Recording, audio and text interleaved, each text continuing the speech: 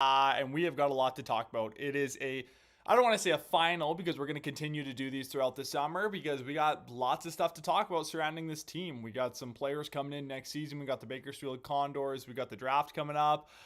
It's kind of sad that we're already talking about those kind of things. Seems like classic Oilers hockey, but that's okay. We're gonna try to keep it as positive as we can today. Of course, it's okay to be a little bit critical of a team that just got swept in the first round when they finished second in the North Division, but we want to welcome you inside. State of the Nation, Zach Lang, the Danalytic. We are live across all the Oilers Nation channels. Fellas, last night the Edmonton Oilers go to a dramatic triple overtime out in Peg City, and it's a devastating, heartbreaking, there's no other way to describe it, goal by Kyle Connor coming down the right-hand side, and it ends the Oilers season. Zach, I'll start with you. Just the emotion that you felt throughout that triple OT, because I don't know about you. I thought I was going to have a heart attack a couple different times, and it was just wild. Well, it was funny because I wasn't as much as much as I was invested in the game. I wasn't really invested till it kind of got into the third period there, and the Oilers had that 3-2 lead. And at that point, I was kind of like, okay, well, here we go. And yeah, you talk about a roller coaster of emotions. I mean, it's hard to not be proud of the Oilers for leaving it all out there because you know what they played as hard as they could of this entire series. I mean, I've written about it at length now, just based off of what's happened. But the Oilers got goalied. Connor Hellebuck stepped up and remember that he's a Vezina caliber goaltender, and he shut the door on the Edmonton Oilers. So it's tough. It's disappointing. I didn't really sleep last night. So yeah, it was a long night to say the least. Dan, coming to you now, what was your feeling, especially during, let's say, the second and then heading into the third OT? Because looking at it from my perspective, I thought the Oilers had a strong game, and I thought that they dominated at 5-on-5 throughout the entire overtime period. You know, momentum swings when Gaetan Haas takes that penalty, and then all of a sudden, I think it was just shortly after, Kyle Connor comes down the right side and finishes it off. Did you kind of have the same vibe? Did you feel like the Oilers kind of had everything going for them in OT? They just couldn't find the back of the net?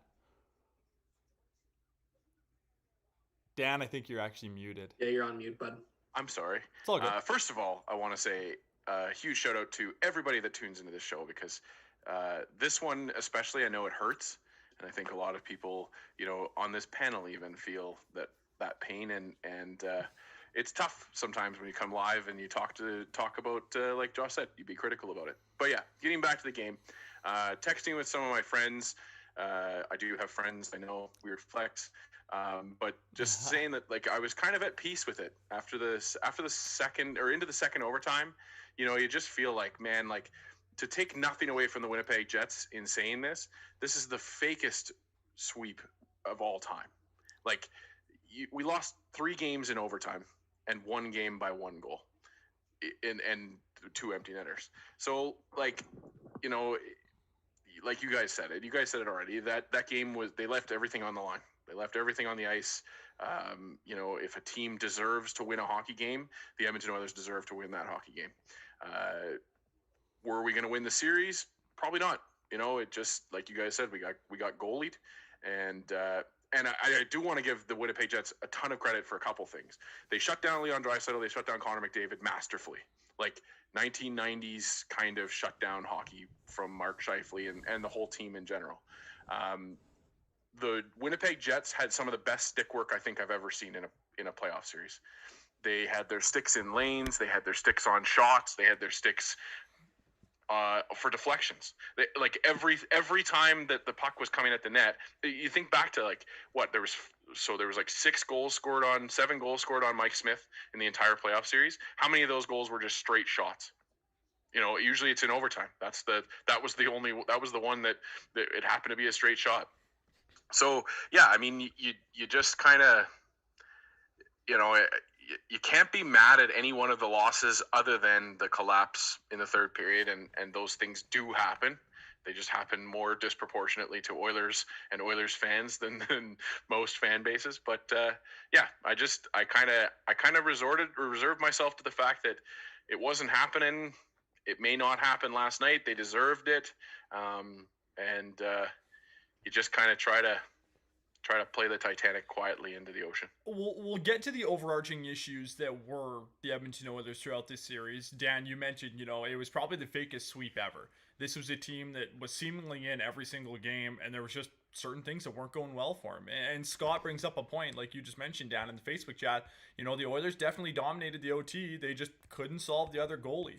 And one thing that I found very, very interesting in the overtime periods, and especially down the stretch of the third, and one thing that I actually we've been very critical of him in the past, whether it comes to lineup decisions or OT or not OT, sorry, taking timeouts. But I thought Dave Tippett, he implemented a strategy and a plan heading into the overtime and stuck with it.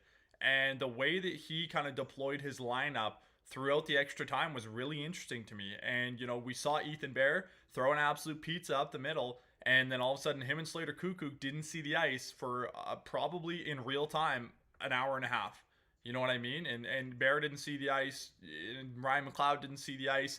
I had no issue at all with the way that Dave Tippett handled overtime. I thought, there's no one that has a better heartbeat on this lineup than Dave Tippett. He had his guys that he trusted, and he ran 4 defensemen, 9 forwards for 3 overtimes, and they just didn't get a bounce. Zach, will come to you to start. Did you like the way that Dave Tippett handled the extra time? Did you have an issue with him sitting those guys? And just your thoughts on the way that he handled it? Yeah, I mean, it's obviously he said after the game, he kind of felt that the Oilers had got into a rhythm and the game got into a bit of a rhythm there in overtime. It's a difficult situation because the longer that those players go without sitting, the cooler they're going to get, the stiffer they might be getting coming out on the ice too. We saw Kara looking good on the penalty kill and looked like he had really fresh legs in the third overtime. I mean, for me personally, I would have been trying to roll out those guys because I didn't think they played a bad game in any sense of the term. It's the old Peter Klima story, right? Of a guy who sat on the bench for multiple overtimes that then came out and scores the game winner. That could have been any of those guys last night. And I mean, it's easy to sit here and say, oh yeah, Tippett should have done this, Tippett should have done that. But I mean, it is what it is at the end of the day. But I think they could have definitely rolled out some of those other guys, especially like Chason, right? Like he's the guy that scored the go-ahead goal for the Oilers. Albeit it was on the power play, but he was obviously feeling hot. So I'm not sure why stapling him to the bench was the best call. But again, that's why I'm a writer and not a coach. Dan, we saw Darnell Nurse play over 60 minutes last night. That was obviously part of the fact that Ethan Bear and Slater Koekkoek didn't see the ice until, Bear didn't see the ice until the third overtime and then was on the ice right before that final goal was scored. What did you think about the way that Dave Tippett handled it? Well, I mean, I think that like another overarching theme that I've seen, and you saw it a little bit in the overtime, was more play of I don't want to be the one to make the mistake than I want to be the one that's the hero and goes out and makes it happen. And to Darnell Nurse's credit, to Nugent Hopkins' credit, to McDavid, Draisaitl, all those guys, they were giving it their all, but it just didn't happen. But yeah, you got to give some real credit to some guys. We talk about how it's a fake sweep. Well, you also talk about the fact that the Oilers, they played really well overall, and Darnell Nurse was an absolute horse. He beat I think it was Ehlers in a race to the puck in that first overtime, and you're thinking like the guy's played 40 minutes and he's out rushing a guy that just came off the bench. So like, they left it all on the ice. People are going to be critical. I've seen the critique starting of Dave Tippett's decisions, surrounding timeouts and stuff. But if you're going to be critical of the guy, you also have to give him credit. Kassian played really well in the last stretch here. Ryan McLeod, I know he got benched, but Ryan McLeod didn't look out of place in that second line for the last 2 games. And that's a rookie playing in his 3rd and 4th NHL playoff game. Dave Tippett understands some of these players, but Dave Tippett also is a guy that sticks to his guns and believes in what he believes. And so sitting those guys, Yeah, Zach, I'm right there with you. I tweeted it out. I said, I think the message has been received by these guys that have been sitting, and it's time to give them a chance, especially because not only are you punishing those guys at that point, you're also punishing Darnell Nurse, and you're punishing Connor McDavid, and you're punishing Nugent Hopkins for having to be on the ice more because they don't have those guys to spell them and give them that extra little bit of rest. But yeah, you come back to the fact that it didn't feel like the Oilers were playing that bad in the overtime. They didn't have the extended flourishes of attack. The Jets didn't have the extended flourishes of attack that the Oilers were able to kind of sustain a little bit more of, and it just again, that shot, you can't have a guy get a partial break in overtime, but that stuff happens when you got that long change, and you know Smith wasn't as sharp at playing his third game in 2 nights, in the middle of his third game in 2 nights. And so that puck goes in when maybe it doesn't necessarily go in if it happened in the first 2 periods or 3 periods. So it's just, you can pick on, you can attack any little thing you want. And we have a ton of off season to be able to do that. But right now, I think it's important that we really kind of look at the good and the positive things that we saw from this. I'm really excited to see what Ryan McLeod can do with a full year under his belt now in this roster. I really am. You look at Yamamoto. Yamamoto took another step this playoff run for me, where that kid is something special, and he is going to be a right winger with this team for a while. Jesse Puljujarvi, he got yelled at by his captain, and he still showed up, and the panel created this whole storyline throughout the game where, Jesse Puljujarvi is going to lose his confidence because Connor McDavid yelled at him one time. Didn't mention the fact that McDavid then there was a clip of McDavid apologizing later on for flipping out like that. But that's the media, and that's the way it goes. But yeah, I'm sorry I keep going off on these tangents, but I just think that there was a lot to enjoy in this short, abbreviated playoff run, and there is an off season to look forward to now, and we can break down this game for a little bit longer and this series for a little bit longer, and then we get to start planning for next year. Yeah, we'll have a full off season, and we can start speculating over lineups and what's going to happen, and are they going to re-sign RNH? What happens with Ethan Bear? There's a lot of fun things to talk about, but we may as well pay due to what we should and continue to talk about this series. And to be realists, we may as well talk about what went wrong. Zach, I'll come to you first. Like Dan said it, this wasn't necessarily a series that looked like it was one that was meant to be a sweep, because we saw some great games out of the Oilers, and it was just a matter of getting, I don't even want to say outdueled when it comes to goaltending, because Mike Smith played great as well.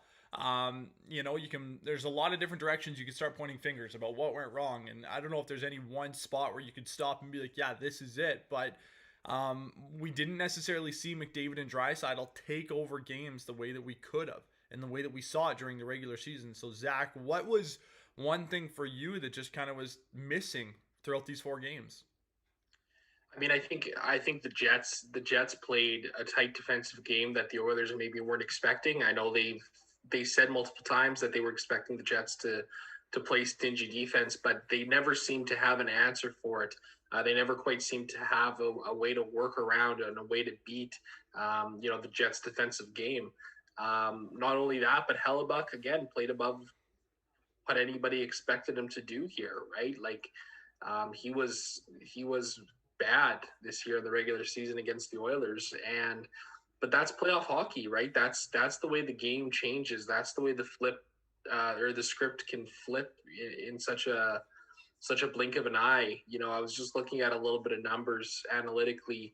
The Oilers in the regular season against the Jets had 104.3 PDO, which is the combination of on-ice save percentage and on-ice shooting percentage. So basically 100 is sort of the standard. So for the Oilers to be at 104 in the regular season shows that they were very lucky. They were scoring a lot of goals. They were getting a lot of saves. In the playoffs, it dropped down to a 94.9, which is very, very low. So the Oilers not only couldn't get a goal, they also couldn't get a save when they needed to. And that's what makes it difficult. So you even look at the collapse in Game 3. That was really the dagger, right? I mean, if the Oilers are somehow able to hold on and win that game, we're still sitting here talking about watching playoff hockey, I think. So it's disappointing. It's a tough one. The Oilers have a really hard, really important offseason, arguably one of the most important in the franchise's history coming up here. So, Ken Holland has his work cut out for him, and we're really going to see what he's made of as a general manager. I know lots been made about, his time in Detroit and some questionable decisions in terms of signing of players to longer term contracts. So we'll have to see what he's able to come up with here in this offseason to make this team better, because it's clear that there is a lot that's still missing from this Oilers roster. Dan, is there one aspect of this team or one aspect of the 4-game series that you look at that might have been an issue and why the Oilers couldn't figure it out? Yeah, I think this team, and it's weird to say it, and it's not a thing that you can find on a stat sheet or anything, but I think this team needs to learn how to play as a favorite. I think that we embrace this franchise as a whole embraces the underdog role really well. But when they come into this series and the first 2 games, it looks like we're scared to lose the games more than we are trying to win the games. It's that's a recipe for disaster.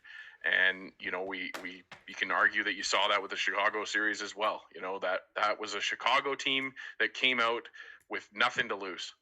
And the Edmonton Oilers didn't come out with anything to lose. They came out scared to be eliminated.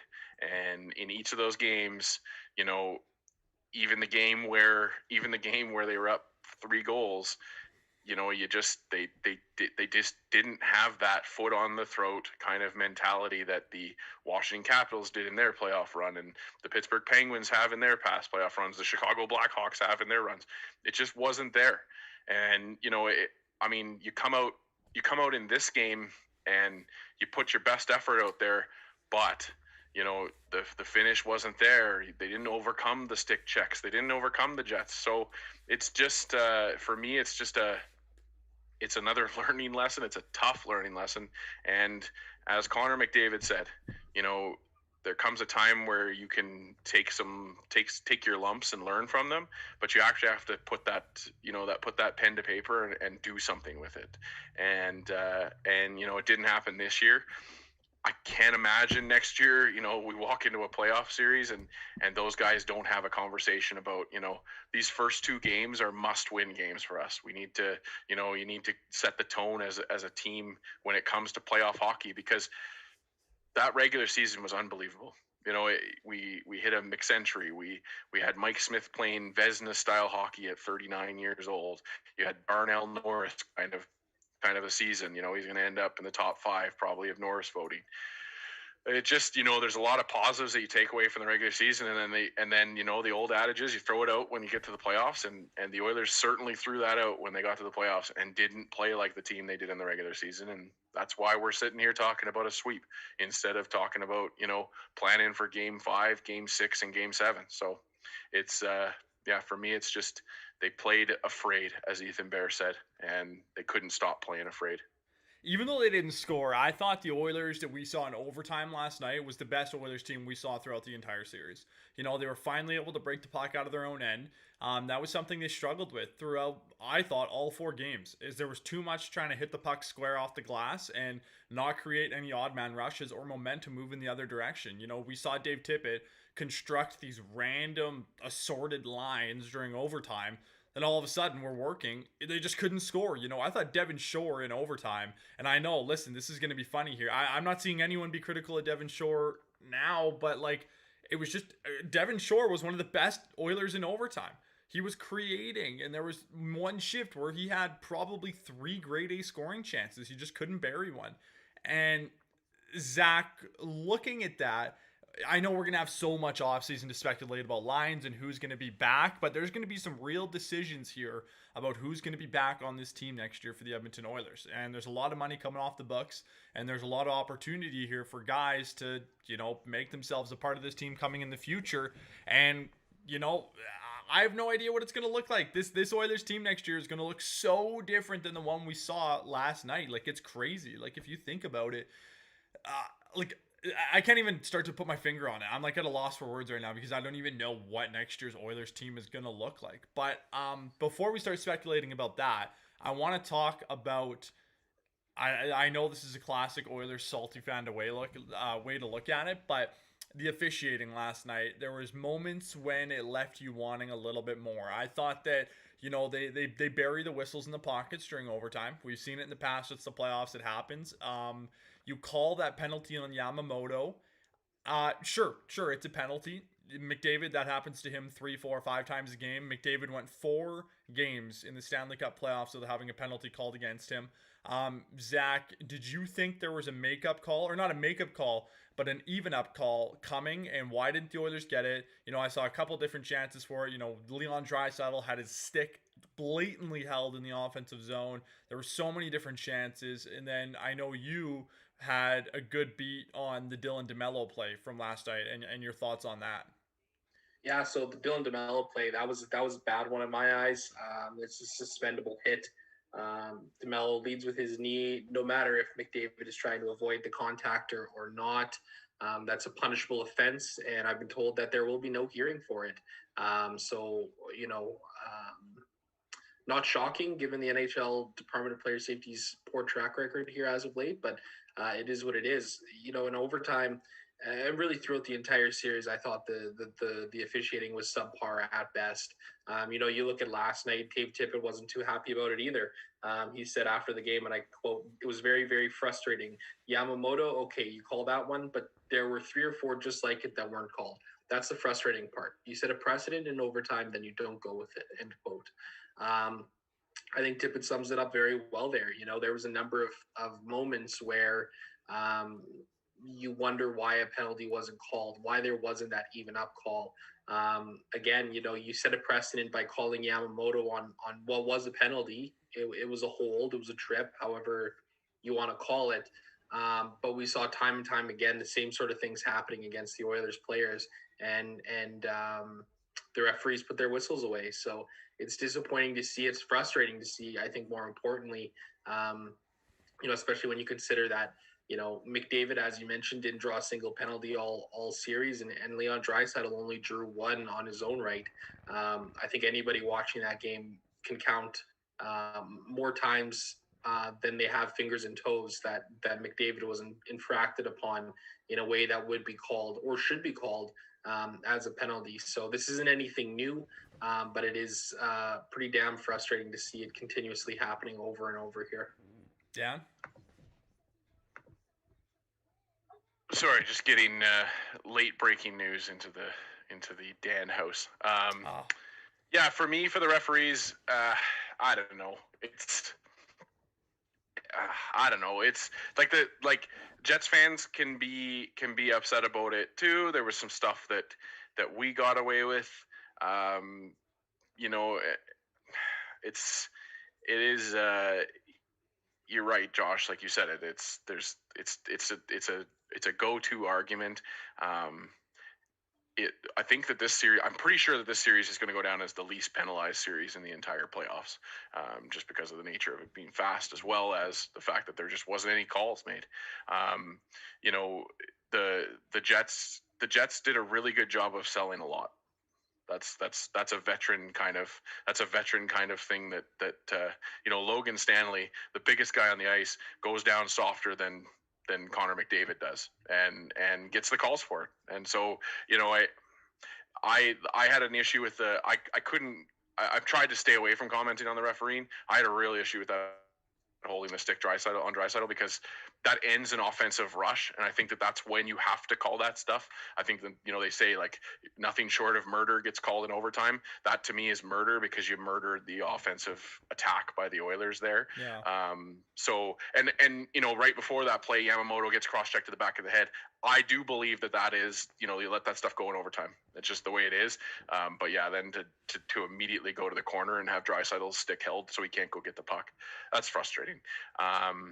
and then the Jets get another power play because of the puck over, or then we got away with one, right? The nurse puck over the glass. Credit to the CBC crew for trying to make us feel a little bit better about that, but or Sportsnet crew, I guess technically, but it just.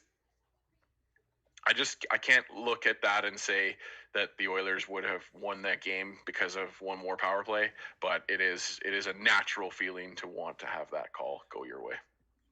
It's a pace of play thing too. It's a flow thing too, and I think that even more so is what's important because early on in the overtime, that Yamamoto one sucks a little bit of life out of the team, and then later on in when Gaetan Haas flips it over the glass again, it's a penalty, but it's something that changes the tide, changes the momentum of the overtime period. And the Oilers didn't get a chance to have that go their way last night. One thing that I don't think we actually maybe I'm totally wrong on this. One thing we didn't really talk that much about is the Oilers just about lost overtime. I think it happened during the first frame when Mike Smith took that shot and he thought he had it covered up, and Pierre-Luc Dubois quickly passed it back to someone, or maybe someone passed it back to PLD, and then he shot it in when it shouldn't have been a whistle. Mike Smith didn't have the puck. The Oilers got lucky in that moment. Overtime should have ended a lot earlier because Mike Smith did not have that puck, and it was right in front of him, and they passed it back and scored. That one, you're right. When I saw it initially, I was like, oh boy, we got away with one. But at the same time, this whole playoff series, the refs have been pretty quick to blow the whistle when the guy is squared up. Like Hellebuck gets those calls quite often because both him and Smith, when they save a puck, they just freeze. And that's a sell thing too, right? You sell the referee on, exactly where that puck is, and it's not coming out, so you might as well blow your whistle. But yeah, we did benefit from a quick whistle there. So you take, you give, we talked about it. Robin Brownlee had a tweet about it after the second period saying that game management clock-wise, we were probably due for a penalty in the early part of the third period, and it didn't happen. Instead, McDavid got his leg taken out by Dylan DeMello, and again, full credit to Zach for trying to beat that drum, because I think that sometimes is the way that the conversation gets started, is if a fan base gets up in arms about a hit, they can get it. But you come back to the game 3 penalty on Archibald and that being a suspendable offense as well. But yet you're not talking anything with the Dylan DeMello hit. That's pretty frustrating. And when you talk about refereeing in the 4 big sports, I think that the NBA and the NHL both have an issue with the way that they handle their superstars. One, in the NBA, is they give it too much to those superstars. LeBron James broke protocol for COVID. He should be suspended for 7 days. He isn't. And the same thing can be said for the Oilers or for the NHL, but it's the other way. They don't protect their superstars. They treat Dylan DeMello the same as Connor McDavid when it comes to the Department of Player Safety. And so, we're just kind of left holding our hands up in the air. Of course, the suspension wouldn't help the Oilers at all. It would be helping either the Habs or the Leafs. But it's you wish that you'd see that kind of stuff go forward and have some kind of accountability for those players. Well, that's going to be it for the 2021 season. The Edmonton Oilers get swept 4-0 in the first round at the hands of the Winnipeg Jets. Despite a disappointing finish, we still got to witness history. Connor McDavid 100 points in 56 games. Well, he actually did it in 54 games, I think. Or 53 games. 53 games. 153, so, yeah. Despite the disappointing end to the season, we got to see a historic season during the regular season from the Oilers. Lots of promising things. This is going to look like a very different team next year, but they're on the up and up. Connor McDavid and Leon Draisaitl are only now starting to get into the peak of their careers, and it's going to be like this for years to come. So, fellas, it was a pleasure. Thank you for being a part of the State of the Nation throughout the playoffs and throughout the regular season. We are going to continue this likely as a weekly thing throughout the offseason, because we're going to be talking roster. We're going to be talking Bakersfield Condors because they're in the playoffs right now, and they actually won in OT last night, I believe, to send them to the second round. And we're going to be Malone. Brad Malone, our guy Brad Malone, and we're going to be talking Nuge contract. We're going to be talking the makeup of the 6 defensemen that are going to be full-timers for the Edmonton Oilers next year. So lots of fun things to talk and speculate about. We are understandably and allowed to be sad for now because the Oilers had a disappointing end to the season. But come next week, we'll be back bringing the hot takes about what this team is going to look like next season. To all of you that tuned in throughout the season and throughout the playoffs, we want to thank you. We couldn't do this without you, so thank you for being a part of the show. Thank you for commenting, and thank you for allowing us to have a platform where we can come on here and share our first love, the Edmonton Oilers, with you. Thank you, everyone. Dan, Zach, thanks for being a part of the show, and we will see everyone next Tuesday.